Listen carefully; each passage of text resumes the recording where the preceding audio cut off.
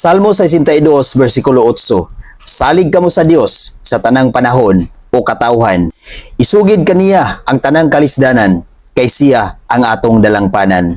Igsoon, salig lang gayud kita kanunay sa Ginoo. Wala kitay laing saligan. Ingon ang pulong sa Dios, salig kita kaniya sa tanang panahon. Sa tanang higayon, igsoon, musalig kita sa Ginoo. Walay oras igsoon, walay adlaw, nga dili kita musalig ngadto sa Ginoo. Sa tanang higayon, kita musalig ngadto sa Ginoo.